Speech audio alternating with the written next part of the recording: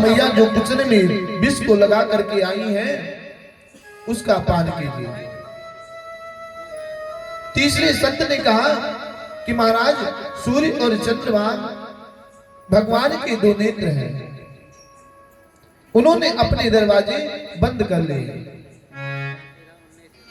चौथे संत लिखते हैं महाराज कि नेत्र दृष्टि पड़ने से इसकी माया कहीं निवृत्त ना हो जाए, माया खुल ना जाए जो भेष बना करके आई है, इस वजह से भगवान ने अपने नेत्रों को बंद कर लिया। पांचवें संत लिखते हैं कि वासना को नहीं देखना चाहिए, मानो इसलिए भगवान ने अपने दोनों नेत्र बंद कर लिए थे। महाराज पूतना ने सामान्य बालक समझ करके भगवान को उठा लिया, भगवान को अपने गोदी में लेकर के दुग्ध पान कराने लगती है। भगवान कुछ क्षण दुग्ध पान करते हैं, उसके बाद में उसके प्राण को ही पान करने लगते हैं। सामंच मंच तमेयासो प्रभासेने निष्पन्नम मनाखिलंत जीवे वृंते वृत्तम नेत्रे चरणो भुजो मोहो प्रखिन्नम गत्रासिपंतिरुदसः। जैसे ही महाराज पूतना का प्राण हरण करने लगते हैं भगवान, तो पूतना बड़े जोर से चिल्लाती है कि छोड़ दे छोड़ दे।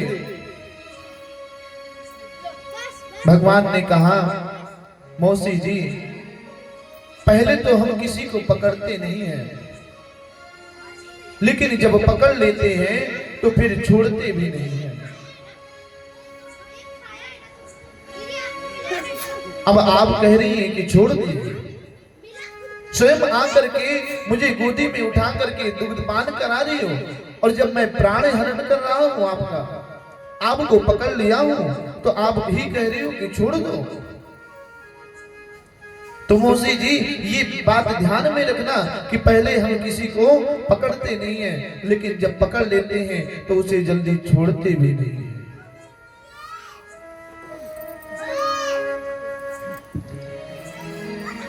एक बार जब मैया सीता का पता लगा रहे थे राम जी, तो महाराज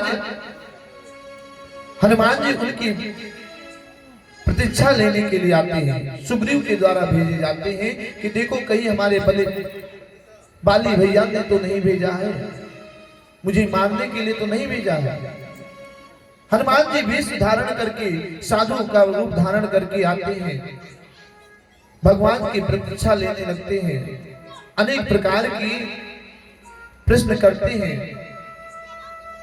जब हनुमान जी को पता चलता है कि ये तो अवध धाम वासी हैं, स्वयं